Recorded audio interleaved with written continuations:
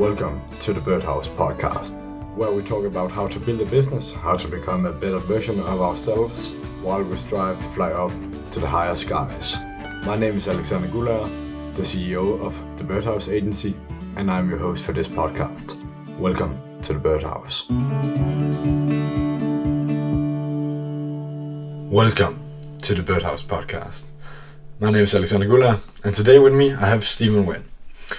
And today we're actually going to talk about a little more about what our future predictions are. And so you can actually say that this is a part 2 of the last podcast. So last time we talked about NFTs and the metaverse and so on.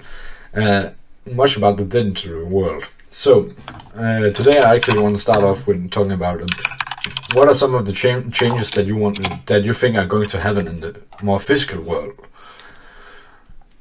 I know one of the things that I think it's going to happen is we're going to. This is a lot of time down on the road, but I think we're going to end up living off of insects and pills, and just be way more efficient in terms of just building block-wise houses and so on, so that we can keep expanding and populating and so on. But yeah, I definitely think that for affordable houses, it's definitely going to be something more like a shipping container apartments, or like you've seen those like basically building blocks where they have the concrete things that just slot in like their Legos and all of that. And I definitely think that will turn into affordable housing. But I think the richer are definitely going to stick with what's been happening forever, because they'll probably have the money to do so, and two, it'll just make them have the next status of, I didn't have a Lego house. I don't have a giant Lego house. Well, I also think like traditionally most of the houses has been built of like clay and cement and so on. And I also think, hemp, hash plants and so on, that's actually quite a useful building material. Yeah, and I think with all the dispensaries that are popping up, especially in the U.S., because hemp, weed, CBD, all of that is getting stupid popular, and everyone and their mom's trying to either grow it or get it. And also I see I think more and more people and more countries and so on is allowing weed and marijuana and so on. And what do you think that is? Well, I think more countries are allowing weed and marijuana because I think it's kind of due to the population, because I think there's more and more people that thinks it's okay to do it, and also there's studies that are shown on it. It doesn't make people harmful, it doesn't make people kill each other and so on, but it makes people relax and hallucinating, and this is more psilocybin, I think, which is more in mushrooms. But there's actually been a study of people that have had one of those trip experiences has made some major changes in their lives, positive changes.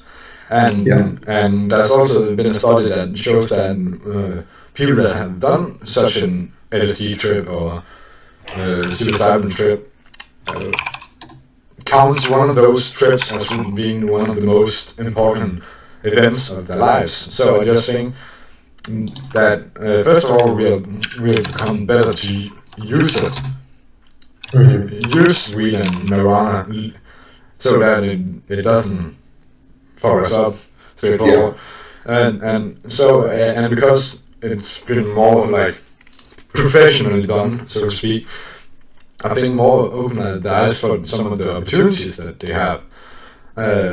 And I actually have my first grade teacher, the teacher I had in the first year in school, primary school. her husband actually got cancer. I think it was cancer, but I might be wrong about that. And at the end, no medicine could help. But some of the things that they did was they went and bought marijuana, weed, and smoked that, and it helped so much. And also here in Denmark we have a special place called Christiania, which is like a more free country. Inside of Denmark, where you can sell and buy weed legally. And that's 3 hours away. So like she spent hours going and getting that and going backwards to her husband and to save that. And yeah, I think it's just getting more better. I also went to Italy at some point, where I could go into a hash shop and like it was my friend told me the difference between this legal hash and the illegal hash is this just relaxes the body. It doesn't like relax the mind and make you hallucinate. So it just makes you really relaxed and wonderful. So I think some of the reasons are definitely based on our chemical professionalism, like our quality, our competence in studying matter and chemicals and so on, and I agree that I think there'll be some of the illegal drugs that will come legal again. I think that my thing with the mushrooms is, a lot of people changed their lives, but a lot of people didn't. They went down the other path because it unlocks stuff in your subconscious. And so, like, that's why the Beatles are named the Beatles, because they did LSD and they just saw Beatles, and that's why they went on a trip, and then that's why the Beatles are called the Beatles. I actually didn't know about them going on different trips. Like, is that actually a true story? Mm-hmm. Oh wow, cool. Because it was in the time when that was all the rage from the hippies and all of that. But I do think, like, with hallucinogens, that is something that also, like, I don't want to say, I want to be careful how I say this, but I think that it's softened a lot of what people's thoughts are. Like about parenting, about life, and about all of that. So we've had, ever since like the 60s, the generations have gotten much softer. Like in general, or on drugs? In general. So in general, so I'm saying, like, since the 60s, we've had a lot more, like, people want, like, parent reforms. They've, like, you can't, like, even nowadays, like, 15 years ago, you could spank a kid in public, but now it's considered abuse. Just things like that, where that kind of started back in the 60s. Then they raised the kids in the 80s, 2000s, and then now, like, that's alpha now. So if that is going to come back, I'm worried that we're just going to go in a completely not great direction, because if the massive amount of people are doing it, then there's going to be, I guess, just so much, like, radical change. I don't know which direction it can go for. That might be a good thing for a crowd control type thing. Because when you're doing trips, you're completely out of it while you're doing it. But like things like marijuana, I think, again, within reason, there are people who definitely take stuff overboard and anything, but I think in reason, like, it's actually pretty good for people because it relaxes people, because there's so much stimulation around us that it dulls the senses, and then people feel better and people are less depressed, less anxious, and all of that. So I think, like, within reason, it can definitely help. Same with CBD and hemp oil or whatever. But like with alcohol, I think that it's also interesting that we're the most sober generation in history. Just in the world. Yeah, Like, I know that's true, but like whenever I look at my peers, I'm just thinking, how the hell is that fucking possible? yeah. Like, I know for me, like, I'm not a person who drinks every day. I'm not a person who, like, I maybe have a drink once a week kind of thing.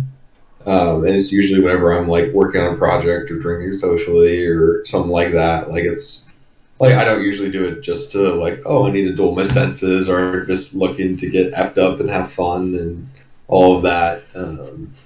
But, like, for me, I use it for a little bit of, like, pain, like, reducing my pain, like if I'm doing it by myself, and then if I'm doing it socially, it's just to drink socially. Oh yeah.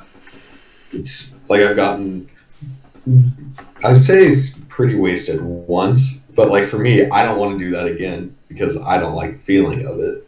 I think it's like a thing that I did once, and I'm good with that, and that's that. Um, but yeah, so I do think that like we need to have a little bit more like natural things that we do rather than just pumping people full of medicine.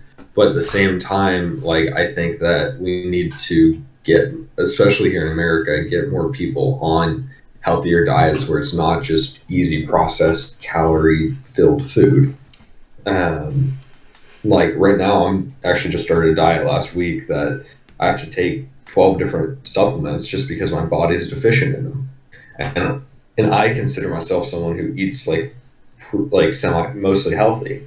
I'm not like a person who um, goes and eats 10 Hostess cupcakes for dinner. Like I go and I'll have a salad usually once a day or every other day. I'll make my own food. And when I go out, it's not like I'm getting the worst of the worst food at the restaurant. And I'm still like dangerously low in some of my minerals. Oh wow. So I do think that like everyone needs to go because this world's not, the food that we're being given is not great for our body. So like my lowest one was vitamin D, which really helps with depression and anxiety when that's at a healthy level. I was half below the like lowest mark. Oh Like dude. I was like at the point where they're like, we need to get you on vitamin D stat. Okay, well, fair enough, fair enough. And like I even took vitamin D before that. I stopped because I just got lazy. But Okay, well, I hope you make up for that. But I also think I don't. We also like the most drugged generation ever. Like you take medicine for everything. Yeah, Headaches and so on. Well, I can remember like my brother actually has a great example of that. When you can take like a pain stimulant for headaches and so on. And I got a couple in my room. Oh yeah, yeah.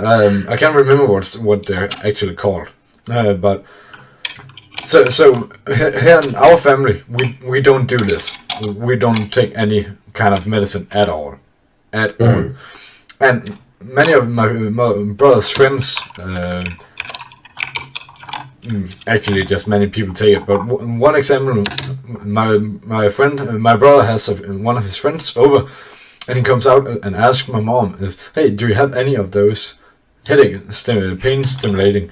And we're just nope, we don't have it. But they're just so used to having it that it was like yeah, but and the funny thing is like if you take it, I get the experience that if you take that regularly. You have way more headaches when us. It's your body gets dependent on it. Yeah, That's for me. Because I've taken way too much of different medicines throughout my life.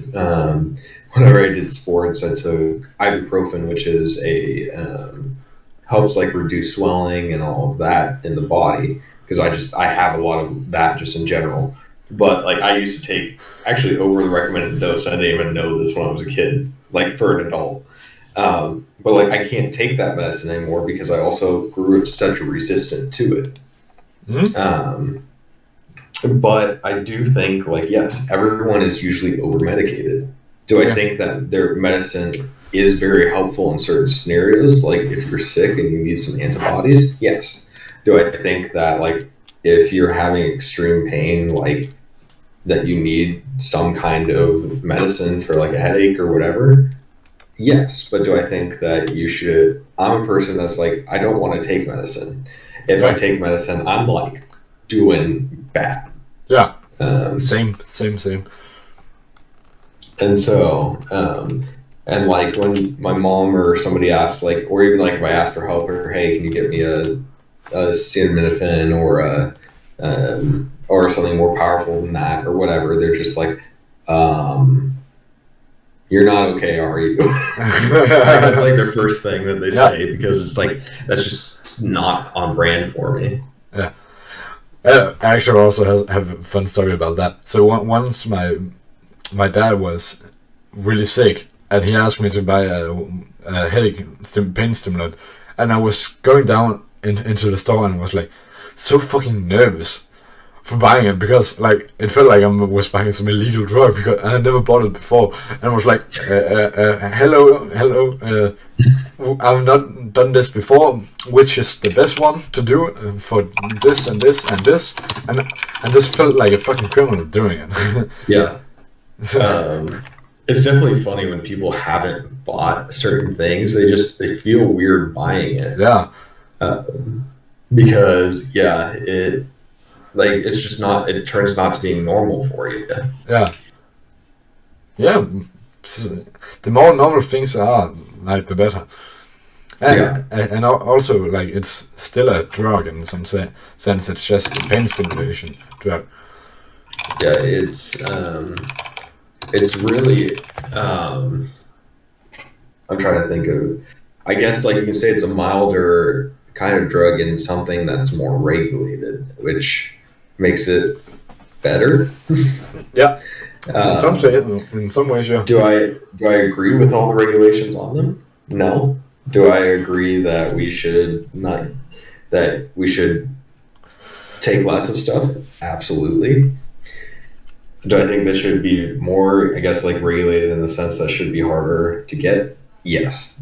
It's way too easy to get them. It's so easy I know people who almost overdosed on different, like, purposely try to kill themselves based on common drugs, just different things like that. Yeah. Where it's like, you should have, like, within reason, like, you have to go to, like, a counter and show, okay, yes, I'm over 21 or whatever to go buy something.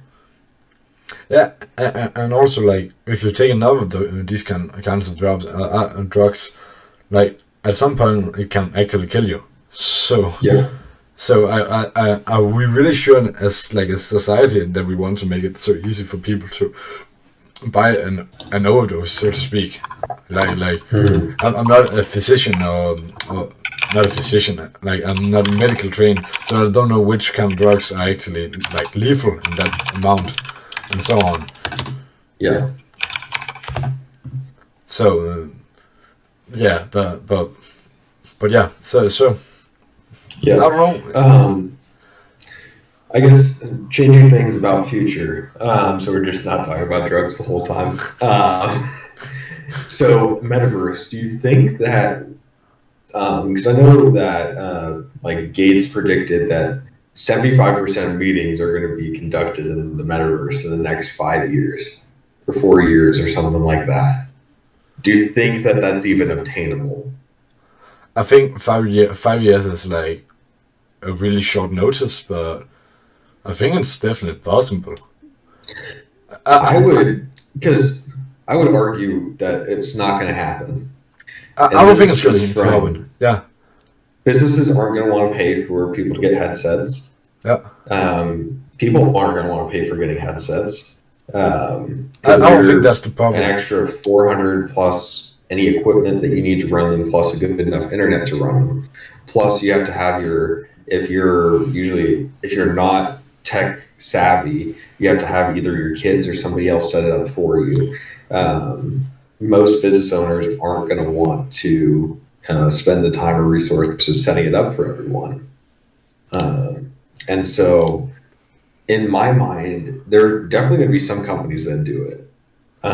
But in my mind, I just think that we're probably 10 to 15 years away from it. When it starts becoming more common in the household is when it's going to start becoming more common in the business for this technology. Because usually things start in the business world and then make it to the consumer level. I think this one's going to have to take it to the consumer level, then go to the business level.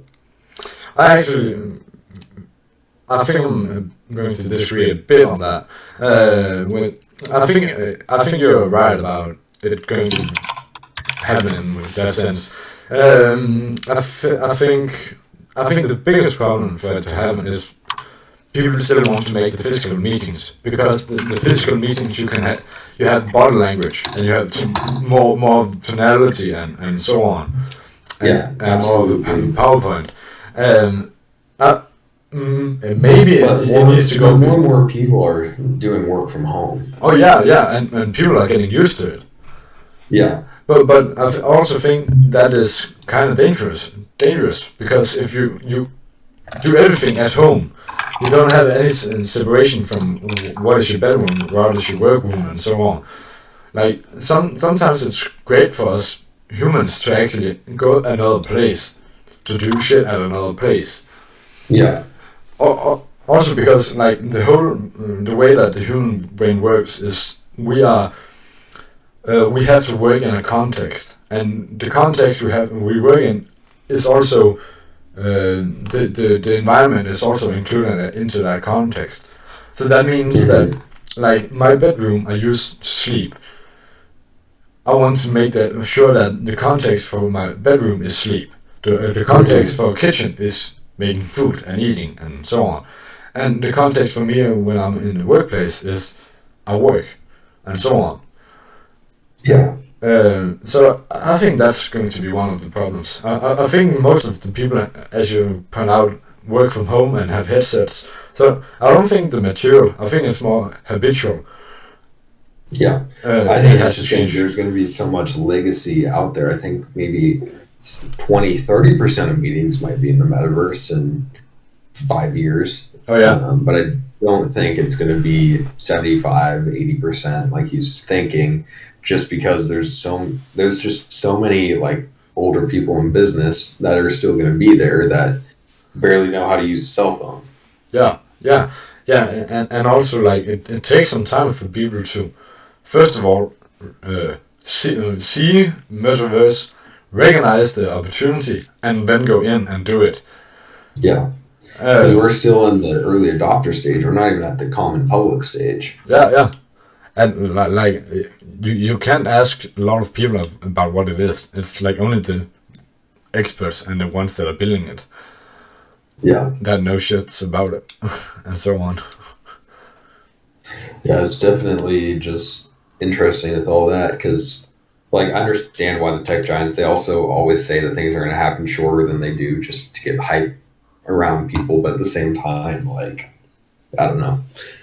It's a thing where I'm just like, okay, dude, is that attainable? And most of the time I'm like, no. But I get why you're saying that goal.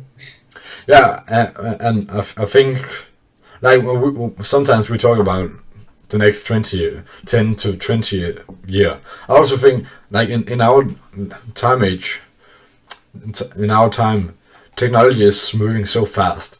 Like, we have to get a grip on it. So I just think the reason why tech companies say it's going to be done so shortly is because it is going to be done quite short. Maybe not as short as they always promise, but quite short. It's going to be shorter. It's going to be shorter than any other technology in history, just because there's so much information and new stuff coming out. Yeah.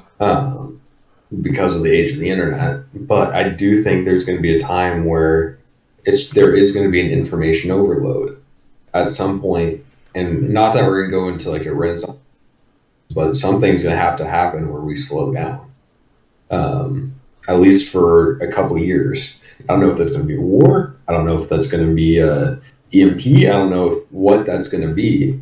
But I do think there's going to be something happen that has to slow us down, because I think we're going even too fast for our own good. because you're. I think so too. Yeah, I think so too.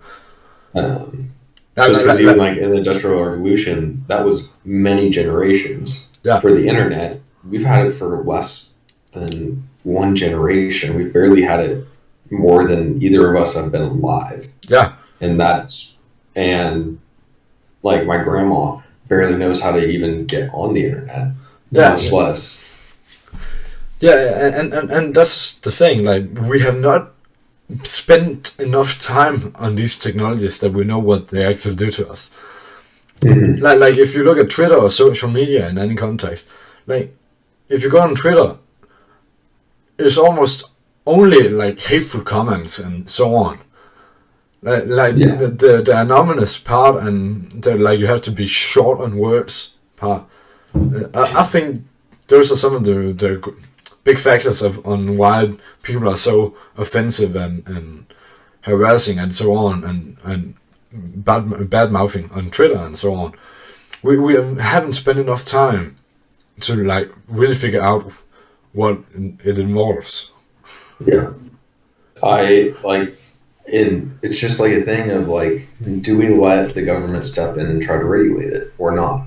Yeah, because when that happens, that's when you get the like censorship, the propaganda, and all of that. So like, I don't necessarily want like the government to do so. Granted, I do like there are definitely people that I'd rather have right outside of that, like an Elon Musk, because he's the person that goes to the government and says, "Hey, there needs to be something on this." Yeah. And the government's just too slow to do it, and so he's like, "Okay, I'll just go pioneer it." Yeah, that's what's happening with Neuralink. Yeah. He was just like, "Screw it! Like, you guys aren't going to regulate it, so I'm just going to be the first one to do it, so that I know exactly how to stop it." Yeah, and I think we need to have a council of people like that. That literally is not politicians, but people who are just like, "Yo, this needs to be stopped." Actually, like here in Denmark, we have what is called the ethical council, I suppose. Yeah. Where it's like we talk about, is this okay? Do you think this is ethical, and so on. And that's actually why we don't have genetically modified fruits and so on.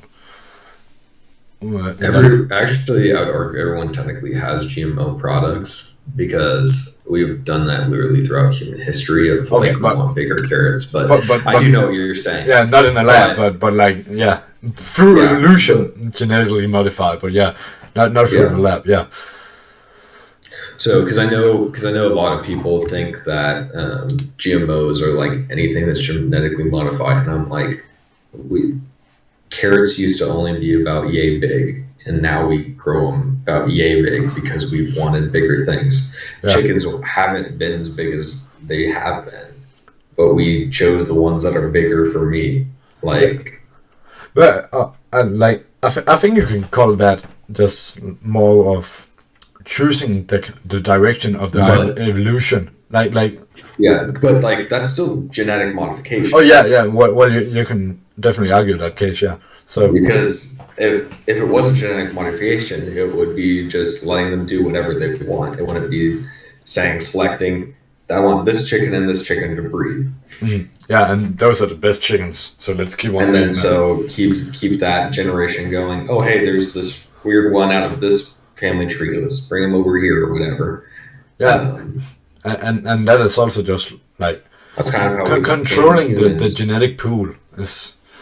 But like here in Denmark, we don't have where we go into the lab and say, okay, this is the perfect, and we set it up. We just like, okay, these are the perfect.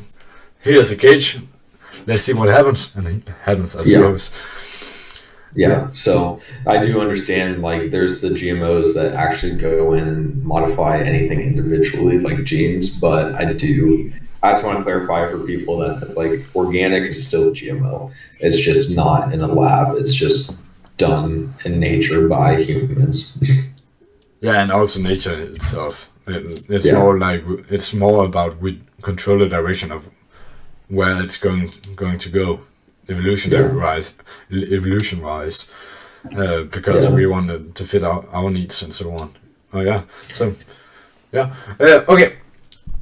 So today we are also supposed to have a little fun time. So Steven has challenged me for a little game, and Steven, I think you should try to explain the rules of this game. Okay, really simple rules. I'm going to read a 2 to 3 sentence quote, and you're going to have to tell me if it's a Disney movie, if it's a YouTuber, or movie in general, a YouTuber, or a public speaker. Yeah. Okay. I'm ready. It's not that complicated. Okay. So first one. Again, some of these are going to be sadder quotes, but that's just because that's the video that I found that had a bunch of them side by side that I came through this idea from. Oh yeah, sure. But okay. It doesn't matter. This is a message for life. Life will bring you down. It'll harpoon you in the ass, but you got to keep on moving and keep on bossing. I'm really glad that I don't have to like specifically name the part where it comes from. Oh, I'm not going to make you. There'll be hopefully one of these quotes you'll know exactly where it came from, but it's also the English version, so you might have seen a different version. So again, YouTuber, movie, or speaker. But YouTube is such a broad channel.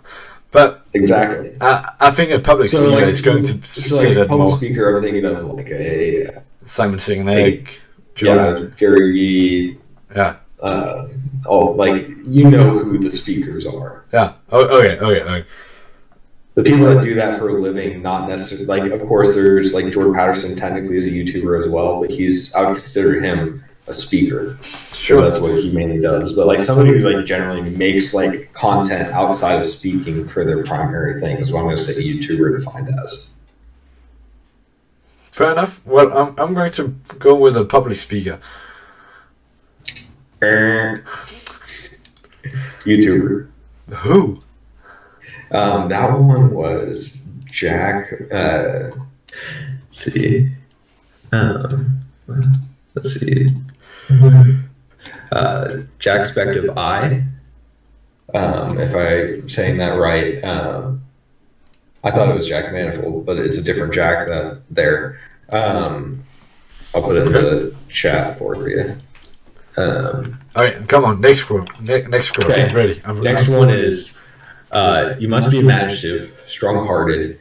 You must try things that do not work, but you must not let anything define your limits of where you come from. That's a public speaker. No, that's a movie. Yeah, it's a movie. It's a movie.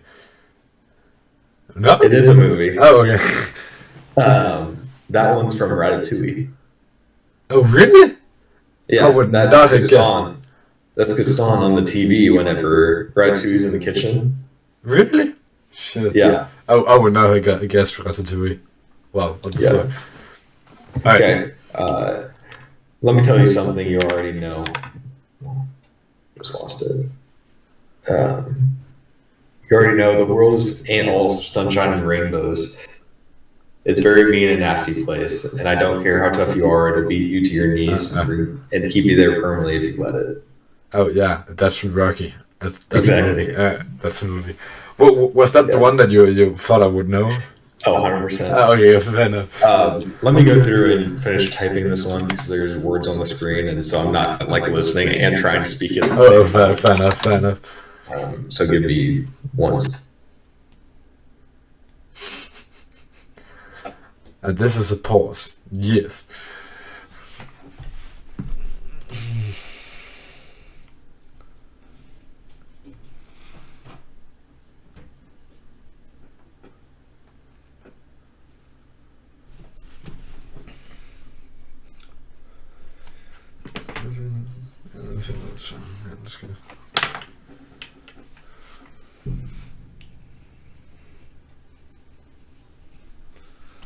Okay, hopefully we get this one. Because this one's a little more geared towards one genre than any of the others. Okay, so if you're feeling low, if you're feeling down, if you feel like you're not succeeding in life and feeling like you have no support around you, I believe in you. Gavin V. No? Public? No. What? Oh yeah, sure. That one's a YouTuber again. What the fuck? What is I thought you would get that because they're usually like when they make those kind of quotes, that's usually like a YouTuber making a general thing of like, I believe in you and that kind of thing.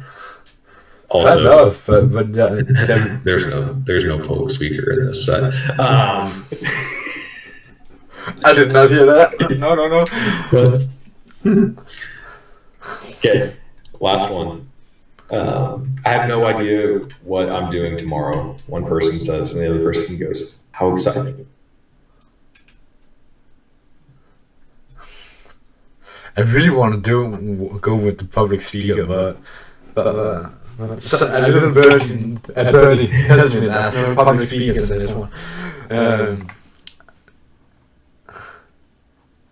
It's not a YouTuber. It gotta be a movie, right? I think. Is it? Fuck you. It's a movie. Fuck you. It's a movie. That's Night at the Museum. Oh, really? And the one before this was. See, I want to make sure. Yeah, Markiplier was the YouTuber before this, but that one was Night at the Museum. Okay, fair enough. Come on, next one. Okay, that was 5 that I had for today. Okay, fair enough. And you got 0 out of 5. Rocky. Oh, Rocky. Fuck you. You got 1 out of 5, and that one was a give me. Well, I still got it. That's quite funny though. Fuck off. Yeah. Yeah. So it's definitely interesting where you like. Again, it's a stereotype of where you think information or good things come from. I can pull some deep quotes from Kung Fu Panda. Kung Fu Panda is a great. Oh, that's a fabulous movie. Oh yeah, and like also with the Master Ukri and with the now is the present and the past and tomorrow is an opportunity. I can't remember the exact. Yesterday, let's see. Yeah. So noodles, no noodles. Oh, now you're making me second question.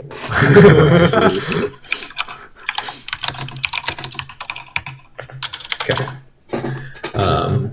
Oh yeah, that's what it is. Quit, don't quit. Neutrals, no neutrals. You are too concerned at what is and what will be. There's a saying, yesterday is history, tomorrow is a mystery, and today is a gift. That is why it's called the present. Yeah, that's such a good quote. Like, that's such a good quote. Yeah. The only part that I wish, the funniest part in there is the noodles, no noodles. I wish that they, you can easily take that out, but it's just in my head, I can't say it without saying noodles, no noodles. But I also think the quote is so good because it really takes in the fact yesterday was history. There's nothing to do about it anymore. You can only learn from it. Yeah, because with Poe, it's you're too concerned of what was and what will be. Yeah, depression, anxiety. Yeah, and also in the present. There's only now. There's not tomorrow. There's not yesterday. You don't know what's going to change and what's going to happen in the future. So that's why it's a mystery. You can have a plan, but it can go sideways. You can get better at planning and so on. But and one final tip for that: if you are stressing about the history, the past. What's going to be, write down what you're worried about and then cross out anything you can't control. Oh, yeah. Because guess what? You cannot control that. You can't control that. You can't control. And you'll end up saying, oh, there's not much I can control. I can only control how I respond. Yeah. my actions and how I respond to it and my emotions. That's all that you can all you're doing in life is reacting. Even if you're like doing like the forefront of something and changing stuff, there's stuff that happens to you all the time, and all you can do is control what you do and who you are. Yeah, exactly. And I think that's a great point to finish on. So everybody, thanks for listening, and we'll see you. Bye. Peace. Thanks for listening to the Birdhouse Podcast. If you enjoyed this episode, follow me on my Instagram at The Birdhouse Agency and share it to your friends and family or rate it on Apple Podcast or Anchor. My name is Alexander Gulager, and I will see you at the next episode.